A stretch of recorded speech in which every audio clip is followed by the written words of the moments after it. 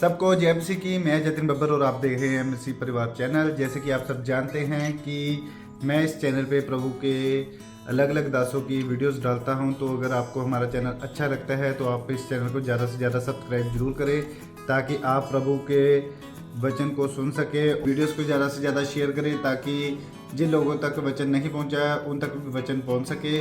सबको जय मसीह की। एक बार मैं आपसे दोबारा कहूँगा कि इस चैनल को सब्सक्राइब जरूर करें और वीडियोस को ज़्यादा से ज़्यादा शेयर करें। जय मसीह की। तो जितना आप आत्मिक क्रियाओं में रहते हैं वो उस लेवल तक आपके साथ रहता है पवित्र आत्मा। तो यहां पर हम देखें, यीशु ने कहा तुम्हें प्रेयर का घर बनना है, तुम्हारा शरीर प्रार्थना का घर होना चाहिए, ताकि मेरा आत्मा इसमें आए और इसकी अगुवाई कर सके। तो अगर आप प्रार्थना करने की आत्मिक क्रियाओं में नहीं हो तो पवित्र आत्मा आपके इस मंदिर में आके आपकी अगुवाई नहीं करेगा। आप नॉर्मल लाइफ जियोगे और पवित्र आत्मा के बिना आप कुछ भी नहीं है, कुछ भी नहीं है। जो प्रेयर नहीं करता वो ये साबित करता है मैं पवित्र आत्मा के बिना बहुत कुछ कर सकता हूं, पर जो प्रेयर में बढ़ने के लिए रो रहा है, भूखा और प्यासा है, वो साबित कर रहा है पवित्र आत्मा तेरे बिना मैं कुछ भी नहीं हूं। यही पहला लफ्ज होता है प्रेयर की आत्मा को प्राप्त करने का, कि पवित्र आत्मा तेरे बिना मैं कुछ भी नहीं हूं और प्रार्थना के बिना तेरे साथ कोई रिश्ता नहीं है, इसलिए मुझे प्रार्थना का आत्मा दे।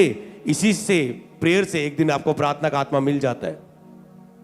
जब आप अपने अंदर ये इच्छा रखते हैं और कुछ दिन बनाए रखते हैं, मुझे चाहिए चाहिए चाहिए प्रार्थना का आत्मा, चाहिए चाहिए चाहिए करते रहते रोज, एक टाइम आप ग्रेस करता है, कुछ दिनों के बाद, हफ्ता 10 दिन 15 दिन, आपके पास वो ग्रेस आ जाती है। हालेलुया। ये घर प्रार्थना करने वाला होना चाहिए, जिसमें मेरा आत्मा कहता है वास करता है। तुम्हारा शरीर पवित्र आत्मा का मंदिर है, घर है। तुम्हारा शरीर पवित्र आत्मा का घर है। तो अगर ये प्रार्थना करने वाला है, मतलब मैं आपको बताऊं पवित्र आत्मा किस में आता है? आपकी आत्मा में, आपकी आत्मा के साथ एक। जैसे यीशु ने कहा, जैसे हम पिता के साथ एक है, पिता पुत्र पवित्र आत्मा, मैं चाहता हूं ये भी हमारे साथ एक हो जाए। यीशु परमेश्वर की ये दिली इच्छा है। एक होना मतलब जैसे आप, एक है मनुष्य की आत्मा, एक है परमेश्वर की आत्मा, एक है दुष्ट आत्मा। दुष्ट आत्मा को मनुष्य का शरीर चाहिए, परमेश्वर को मनुष्य का शरीर चाहिए, पर इसके पीछे एक आत्मा की लड़ाई है। डिसीजन आपकी आत्मा लेती है। अगर आपकी आत्मा मजबूत है, वो परमेश्वर की ओर डिसीजन ले पाती है। अगर आपकी आत्मा, आपका विवेक, आपका मन, आपका हृदय कमजोर है आत्मिक रूप में, तो शैतान का डिसीजन वो लेती है।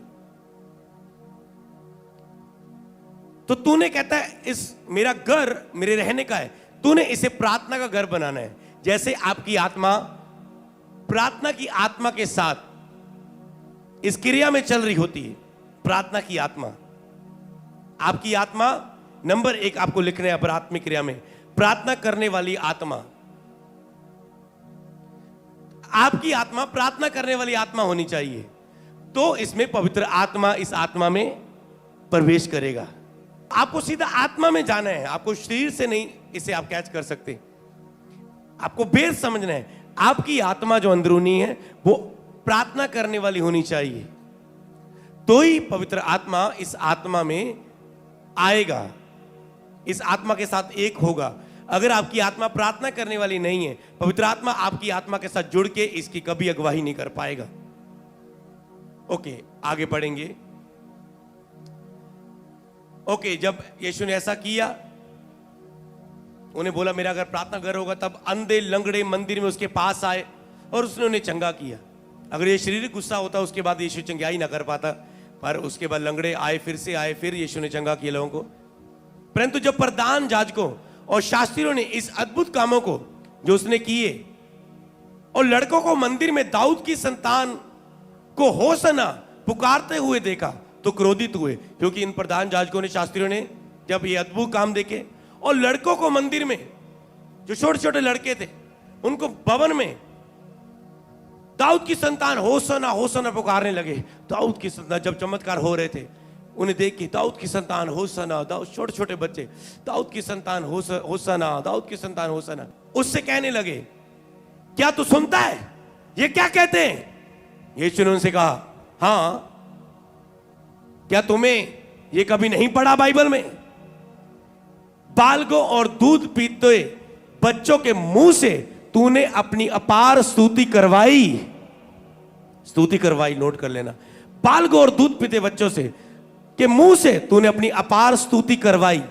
स्तुति की जा करवाई? करवाई, जब परमेश्वर ने महिमा के काम प्रकट किए। इसीलिए दूसरा काम पवित्र आत्मा आपके द्वारा स्तुति करवाना चाहता है। जैसे आपने स्तुति की, स्तुति होती है ऊंचे स्वर से, और रेवलेशन लिख लेना कि परमेश्वर ने कहा ऊंचे स्वर से स्तुति करो, ऊंचे स्वर से उसकी स्तुति के भजन गाओ।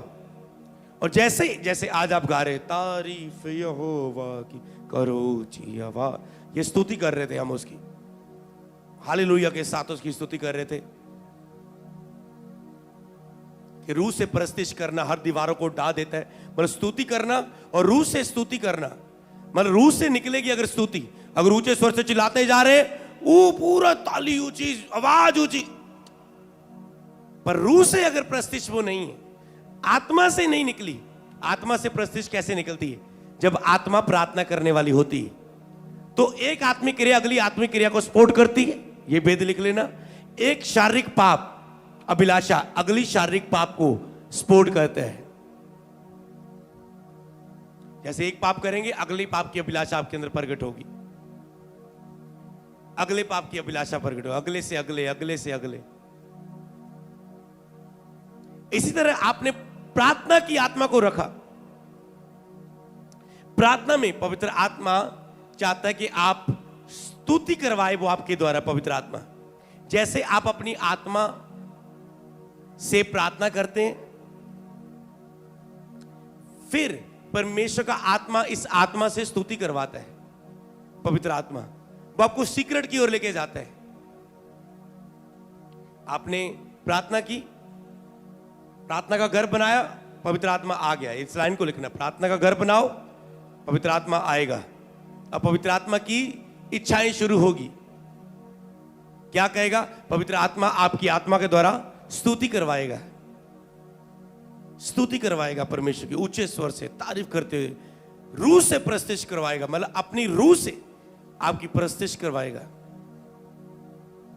रूह से निकलनी चाहिए, अंदर से आराधना आनी चाहिए, ना कि मुंह से। आपकी आत्मा से आनी चाहिए, ना कि सोचों और विचारों से। आपकी आत्मा से स्तुति आनी चाहिए, अंदर से निकाल के फेंकना है बाहर, अंदर से स्वर्ग तक पहुंचानी स्तुति। और आत्मा फिर आपको स्तुति के लिए लेके जाता है। तो आपको अपनी लाइफ में स्तुति बढ़ानी है। कितना टाइम आप प्रेयर करते हैं, आपको उसे बढ़ाना है। आत्मिक क्रियाओं की बात करें, ताकि पवित्र आत्मा की आवाज आप और अधिक बन सकें। प्रार्थना का घर, इस घर को और सुंदर करना है और लग्जरी बनाना है प्रेयर के द्वारा, ताकि वो लग्जरी VIP पर्सन और अधिक आराम से आपके बीच में रह के काम कर सके। हालेलुया। अपनी स्पिरिट के घर को लग्जरी बनाओ प्रेयर के द्वारा। जितना प्रेयर करोगे उतना ये लग्जरी बनता जाएगा आपका आत्मिक घर, और पवित्र आत्मा इसमें वास करेगा, क्योंकि वो अशुद्ध घरों में, अशुद्ध बर्तनों में नहीं रहता। और फिर अपनी आत्मा में स्तुति को बढ़ाना। पवित्र आत्मा स्तुति करने के लिए आपको उभारता है। जैसे उनसे स्तुति करवाई तो आत्मा आपको स्तुति करवाता है। आत्मा आपको सीक्रेट की ओर लेके जाता है। आत्मा आपको स्तुति करवाएगा। जैसे आप अपनी स्तुति को बढ़ाएंगे तो दूसरा काम क्या है आत्मिक क्रियाओं में? आत्मिक क्रियाओं को बढ़ाना टॉपिक, तो उसमें स्तुति को बढ़ाना। आप कितनी स्तुति कर रहे हैं अपनी प्रतिदिन की प्रेयर में? स्तुति को बढ़ाओ परमेश्वर की। और अगला आत्मिक क्रियाएं, कई लोग फास्टिंग नहीं रख पाते। तो आपको पता है मुझ में ये आत्मिक क्रिया नहीं है, मुझे ये ग्रेस हासिल करनी है, मुझ में इसमें बढ़ना है। आज अगर आप अभी से फास्टिंग प्रेयर देख रहे हैं तो ये फास्टिंग होती है कि आप 6 बजे के 12 बजे से लेकर 6 बजे तक खाएंगे, आप कुछ भी खा सकते हैं, और बाकी 18 घंटे की फास्टिंग है। तो उस फास्टिंग प्रेयर की ग्रेस में लोग टच किए जाते हैं। तो आपको भी, अगर आप नहीं शामिल हुए तो आपको फास्टिंग की ग्रेस की आत्मिक क्रिया में आना है कि मैं फास्टिंग नहीं रखता, प्रभु आज मुझ पर फजल कर, दया कर, पवित्र आत्मा मेरी सहायता कर। 2 तरह की प्रार्थना होती है। एक होती दया की प्रार्थना, एक होती अधिकार की प्रार्थना।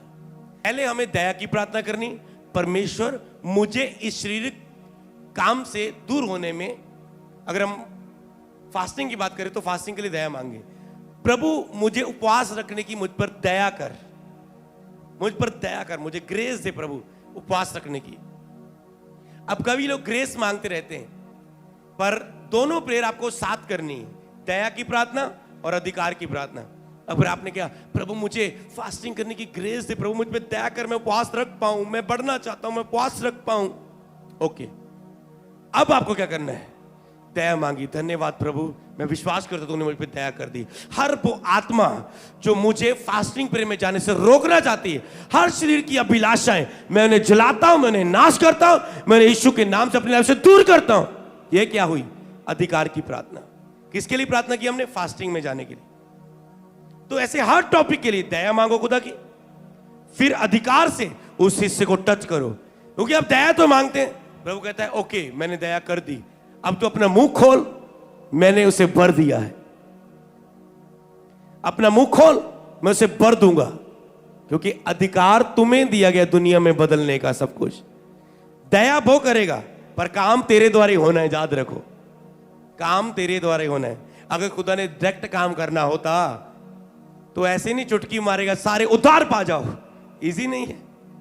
जब शैतान को चल प्लेन वाले इधर मार, पहाड़ी में प्लेन, इस बिल्डिंग में मार, क्रैश कर दे, चल रेलगाड़ी वाले पटरी से उतार दे, नहीं, चल प्राइम मिनिस्टर, इस देश का प्रधानमंत्री, चल ऐसा रूल लागू कर दे देश पर, देश का तहस महस हो जाए, चल इस देश से लड़ाई कर।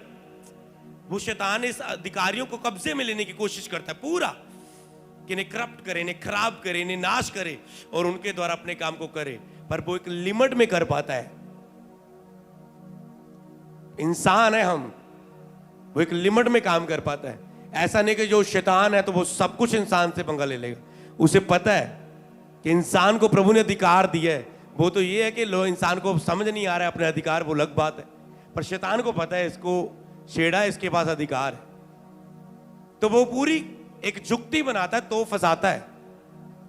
ऐसे नहीं फंसा लिया किसी को, पूरी मेहनत लगाता है। हवा को ऐसे नहीं फंसा लिया, बहकाने की पूरी रोज फंसाता था अपनी बातों में, रोज उसके पास आता था। और एक दिन आगे बात, रोज आ रहा है, अपने हस्बैंड से शेयर कर, मुझे कोई बरमा रहा है, तूने शेयर क्या करना अपने हस्बैंड से, तो खुद फंसा दिया अपने हस्बैंड। ऐसी गलती लोग कई वेले, पत्नियों को शैतान बरमा रहा होता है, वो अपने पति से शेयर नहीं कर पाते अपनी कमजोरी। पति को बरमा रहा है कि मैं इस पाप में जा रहा हूं, मैं इस गंदी मूवी देख रहा हूं, मैं इस चीज में जा रहा हूं और कृपया मेरी सहायता कर मेरी वाइफ, तू रोजों में बैठी रहती 40-40 दिन और शैतान मुझे बरमा के खराब करता जा रहा है। तो उसे अपनी शेयर करनी चाहिए बात को, ताकि उस चीज का हल हो, परमेश्वर से हल करे। तो जो अपनी चीजों को छुपा के रखता है वो हमेशा चीजों में रहता है।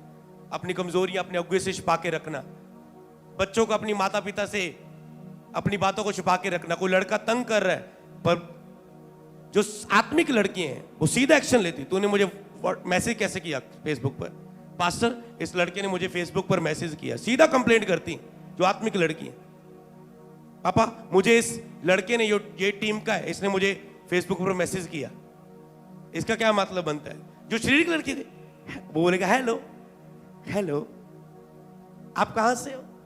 मैं चर्च में इस काम में ड्यूटी करती। तू क्या ड्यूटी करती? मैं यहां ड्यूटी करता। ओके, धीरे धीरे लगे रहोगे, पूरा व्हाट्सएप नंबर ये वो, फिर आगे वागे पता नहीं क्या।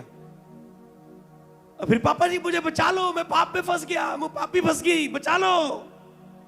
पर जो आत्मिक सख्त है वो सीधा ही बोलेंगे, सीधा ही कंप्लेंट करेंगे। उनको टच नहीं कर सकता आत्मिक लड़कियों को, कोई आत्मिक लड़कों को टच नहीं कर सकता। मुझे आज तक नहीं को टच कर सका, क्योंकि सख्त है शुरू से। इसीलिए खुदा ने यूज किया जवानी में। और जूत की सबसे बड़ी मिनिस्ट्री है ये, जूत वाली जो कह सकते हैं, मीटिंग करने वाली, क्रूसेड करने वाली, यूट्यूब पर, अदर पार्टों पर, फास्ट ग्रोइंग। तो हम देखा जाए तो परमेश्वर उसके पीछे बलिदान होते हैं, मूल्य होते हैं। तो आपको इन आत्मिक क्रियाओं को समझना है, शक्ति में आना है। अभी जो आपको टीचिंग होगी इस समय, अब हमें आवाज बन के आपको सब चीजों में, हो सकता है टॉपिक कोई होगा पर आत्मा बीच में आपको कुछ और सिखाएगा जो आपके लिए चाहिए। क्योंकि परमेश्वर का धन्यवाद हो, होली स्पिरिट की पिछली मीटिंग में 21 टीचिंग होली स्पिरिट की कंप्लीट हो चुकी है। अब हमने उसे बंद कर दिया है। मैं 21 फास्टिंग में था, 21 उपवास में होली स्पिरिट की लगातार के पवित्र आत्मा के बारे में बात करना। हर चीज एक ही टॉपिक, एक ही विषय, एक ही पर आएगी। पवित्र आत्मा की सहायता से ये करना, पवित्र आत्मा के द्वारा ये, पवित्र आत्मा के द्वारा ये। लगातार 21 टीचिंग चली। पहले विश्वास की 21, 22, 23 ऐसे चली, फिर उसके पवित्र आत्मा की लगातार टीचिंग चली। अब जो आत्मा मिक्स देगा, पवित्र आत्मा का होगा, विश्वास का होगा, कुछ भी आपको, आप बैठे खुदा आपसे बात कर जाएगा, आपको पता भी नहीं लगे खुदा ने कब आपको उत्तर दे दिए। अब आपकी नींव हो चुकी विश्वास और पवित्र आत्मा के द्वारा। आप पूरी तरह से उसको सीख चुके हो, चाहे आप भूल गए हो, पर लिखा है जब आपके ऊपर ऐसा समय आता है, पवित्र आत्मा उसी घड़ी तुझे याद दिलाएगा। बाइबल में लिखा है जब तुम किसी मुसीबत में हो, तुम ये ना सोचना मैं क्या करूं, कैसे करूं, उसी वक्त तुझे प्रचार दिया जाएगा। कई बार कोई प्रचार नहीं होता हमारे पास। प्रभु कहते जब मुंह खोलूंगा तब बोलूंगा मैं, उसी घड़ी तुझे दिया जाएगा। हालेलुया, उसी घड़ी तुझे बताया जाएगा। तो इसलिए आपको पवित्र आत्मा पर निर्भर रहना सीखना है। प्रभु ऐसे कैसे चले जाएं, अगर तू ना बोला नहीं उसी घड़ी बताऊंगा। तो इसीलिए आपको पवित्र आत्मा की आवाज बन के जाना है। तो अब आप ध्यान से समझ गए, पवित्र आत्मा आपको आत्मिक क्रियाओं में लेके जाता है, आपको आत्मिक डिसीजन लेने। तो आपने दया मांगनी है, अधिकार की प्रार्थना करनी है, उन चीजों को दूर करना है। तो आप पहुंचे थे प्रेयर की ग्रेस, फिर आपको प्रेयर में स्तुति करने की ग्रेस, फिर आप फास्टिंग की ग्रेस कि प्रभु मैं फास्टिंग रखना चाहता हूं, मैं उपवास रखना चाहता हूं, मेरी दया कर मुझे। जैसे जैसे आप आत्मिक क्रिया में बढ़ेंगे, फिर आपको पता है मैं बोलने में कम हूं, मैं केवल 10% भी अपना पूरा नहीं बो पाता हूं, नहीं मुझे बढ़ाना है, मुझे बढ़ाना है। ओके, तो जैसे ही आप बढ़ाते हो आप ब्लेस होते हो। एक समय मेरा हमेशा ये टारगेट रहता है कि आत्मिक क्रियाओं को कैच करना ज्यादा से ज्यादा। मैंने कहा ओके मैं 10 चल रहा है, ओके मैं 20 करूंगा। ओके मैं 20% में चलने लगा, 20 में चलने लगा। मैंने कहा 20 में चल रहे हैं, ओके।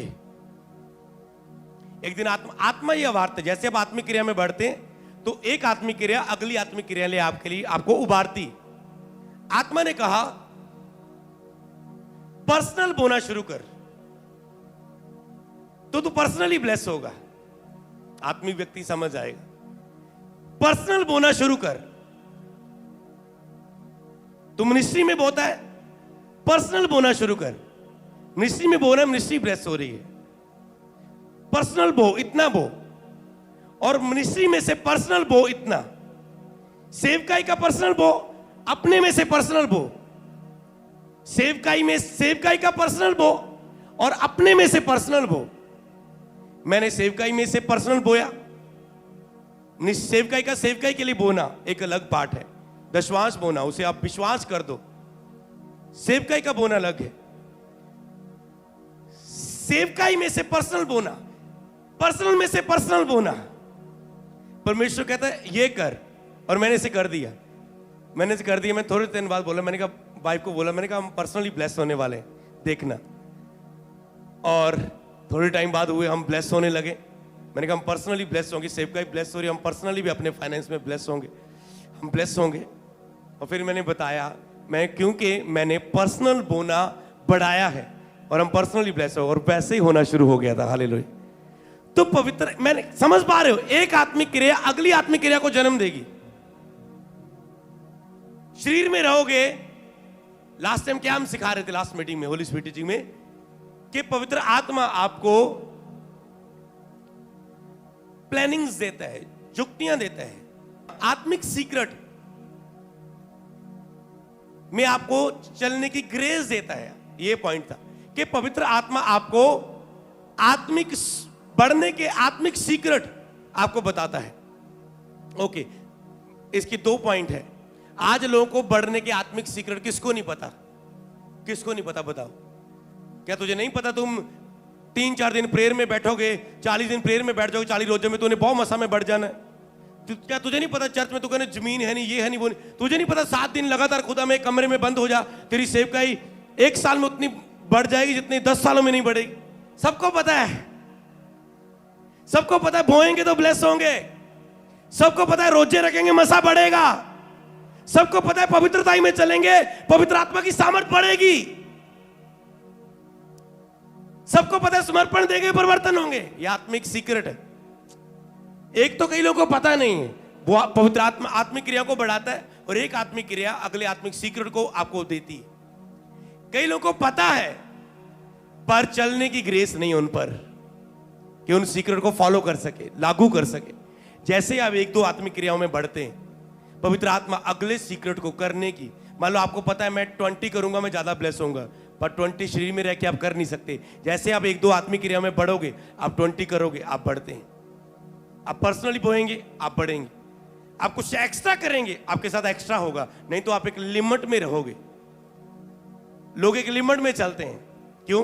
क्योंकि वो एक्स्ट्रा कर ही नहीं रहे। एक्स्ट्रा आत्मिक क्रिया में लेके जाती है एक्स्ट्रा करने के लिए लाइफ में। हमेशा 4-4 रोजे रखे, 7-7 रखे, कभी 21 रखे नहीं, कभी 40 रखे ही नहीं, तो एक लिमिट में रहते हैं आप।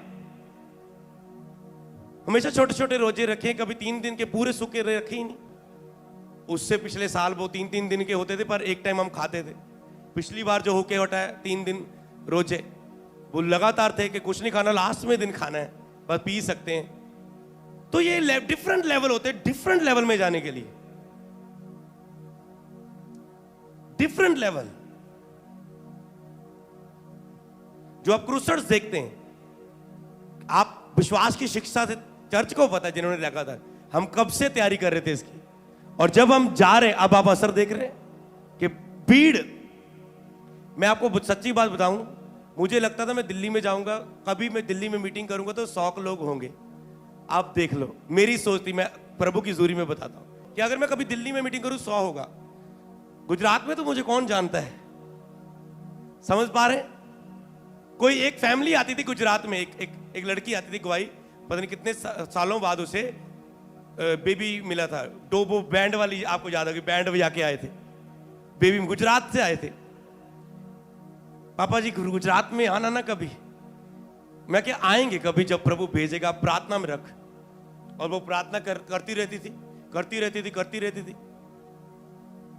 मतलब सोच में भी नहीं था कब जाएंगे। और मैंने कहा चलो करेगी किस दिन, कोई 50 लोग इकट्ठे करके दे करके जाया मंगे। कहती है बेटी कहती है कि गुजरात आओ, 50 इकट्ठे करके कभी जाया मंगे। सोच क्या बोल रही ये, वो प्रेयर करती रही। परमेश्वर ने एक दास को खड़ा किया और उसने कहा क्रूसर करवाना है। और उसने कहा हमने 400-500 की गैदरिंग कभी की नहीं, हमने इतनी मीटिंग भी नहीं की कभी के 400-550 बंदा इकट्ठा करके एक बंदगी करें। कभी हमने ऐसी चर्च की, आप खुद यहां पर कभी किसी ने मीटिंग नहीं की। पर ये कहां से आ गए, ये भीड़ कहां से आ गई? ये क्या है? ये उस प्रार्थना का, उस आत्मिक क्रिया में, उस सेल्फ डेथ का असर आपको दिखता है। जो प्रार्थना तुम गुप्त में करोगे, प्रगट रूप में उसका रिजल्ट दिखेगा। अब मुंबई मीटिंग है और मैंने, लोग कह रहे मुंबई आओ। मैं प्रेयर में एक दिन प्रेयर में आया, मैं क्या मुंबई आने के लिए मैं तैयार हूं, मुंबई आने के लिए तैयार हो। कौन खड़ा होना चाहता है? खड़ा हो जाए, मेरी आत्मा तैयार होगी आने के लिए। ओके, एक व्यक्ति खड़ा हो गया, हम थोड़ा सा कुछ ये कर लेंगे, कुछ टिकट कर लेंगे, एक और कुछ बंदों की हम टिकट कर लेंगे। 2 बंदे खड़े हो गए। मैंने कहा काफी है, बाकी इंतजाम प्रभु करेगा। हालेलुया, हम तैयार हैं। मैंने कहा कितने दिन में मीटिंग फाइनल की? केवल 12 दिन। मैंने वो संडे अनाउंस किया, मैंने मंडे वो पोस्ट डली, 11 दिन रह गए। तो सिर्फ 11 दिन में, और आप देखेंगे कैसे वो हॉल भरेगा। हालेलुया, ये ग्रेस लेके आएगी लोगों को। तो अभी ये सीक्रेट बताऊंगा। तीसरी आत्मिक क्रिया है बोना। अब मैं बोने के बारे में बता रहा हूं। आपको नहीं पता, जब आप एक क्रूसर करवाते हैं, जब क्रूसर के लिए बोते हैं, जब क्रूसर में कोई भी सेवा करते हैं, खुदा आपको बढ़ाता है। खुदा देखते हैं इतने लोग ब्लेस हुए, हजारों। किसके कारण हुए? इन लोगों के कारण। क्या मैंने आपको नहीं बोला था इस सेशन में हम कोई कंस्ट्रक्शन सब रोक के केवल क्रूसल करेंगे? आपको अगर बोना है तो क्रूसल के लिए बोना है बस। तो उस चीज की परमेश्वर ने पीछे एक तैयारी की थी कि आपको तैयार रहना है खुदा की महिमा के लिए। अब उसमें क्या है, बोना एक बड़ा सीक्रेट होता है, और जब ऐसे होंगी तो आप देखना बार बार खुदा के वहां पर काम होंगे, बार बार और होते रहेंगे खुदा के काम। हालेलुया। लोग ये नहीं कहेंगे 1 साल पहले एक दास आया था यहां पर, बड़ी बेदारी आई, पर उसके बाद कुछ नहीं हुआ। ये चीजें अब खत्म हो जाएंगी। हालेलुया। क्योंकि बार बार खुदा के काम होंगे, बार बार काम होंगे। हालेलुया। तो अब आपको तैयार रहने आने वाली सभी प्रार्थना सभाओं के लिए। तो ये क्या होता है, एक बोना। हालेलुया। एक बोना एक बड़ा हिस्सा आपका होता है। तो पवित्र आत्मा आपको ये सीक्रेट देता है बोने के, ब्लेस होने के। हालेलुया। और जैसे आप उस सीक्रेट को फॉलो करते हैं, परमेश्वर आपको आशीष करते हैं। आत्मिक क्रियाएं, तो ये बोने की आत्मिक क्रिया है, फास्टिंग की आत्मिक क्रिया है, प्रेयर की आत्मिक क्रिया, स्तुति बढ़ाने की आत्मिक क्रिया है, शारीरिक चीजों पर कंट्रोल करने की आत्मिक क्रिया है, सोशल जो फेसबुक है, ये है, वो है, उन चीजों को दूर करना, शारीरिक चीजों को दूर करना, समर्पण देने एक आत्मिक क्रिया है। जैसे ही आप आत्मिक क्रिया में चर्च आने का, रेगुलर चर्च आने का आत्मिक क्रिया। कई लोग ऐसे डिसीजन लेते हैं कि मुझे हर वेडनेसडे जाना है और मुझे बढ़ना है, आत्मा से सीखना है। ये क्या है, एक आत्मिक क्रिया। कई लोग सोच के मुझे रेगुलर जाना है, फिर मिस करने लग जाते हैं। ये क्या है, आत्मिक क्रिया से बाहर आना। तो बाइबल पढ़ने की ग्रेस एक आत्मिक क्रिया है। और बहुत सारी, जब आप 1-2 आत्मिक क्रिया में बढ़ते हैं, पवित्र आत्मा आपको अगली आत्मिक जो डीप है, ये तो बेसिक चीजें हैं जो इसके अंदर एक आत्मिक क्रियाएं शुरू होती। बाइबल पढ़ रहे हैं आप, ग्रेस ले लिया आपने, बाइबल के भेदों को लेना एक आत्मिक क्रिया है। प्रार्थना कर रहे हैं पर आत्मा में प्रार्थना करना एक आत्मिक क्रिया है। अन्य भाषा में रोज लंबी समय प्रेयर कर पाना, ये एक आत्मिक क्रिया है। तो एक आत्मिक क्रिया के बीच अनेक आत्मिक क्रियाएं आत्मा आपको सिखाएगा। तो मेरा आपको आत्मिक क्रिया की लिस्ट बनाना प्रीच नहीं, पर मैं आपको क्या बता रहा हूं, आत्मिक आप 1-2 क्रिया में बढ़ेंगे, वो आपको अगली क्रिया के लिए हिलाएगा। आप उसके लिए यस बोलते या नहीं, ये आपका डिसीजन होता है। जैसे आपकी आत्मिक क्रियाएं बढ़ेंगी, आत्मा के काम आपके जिनमें बढ़ेंगे। बस तैयार हो जाओ इस काम को अपनी लाइफ में होता देखने के लिए।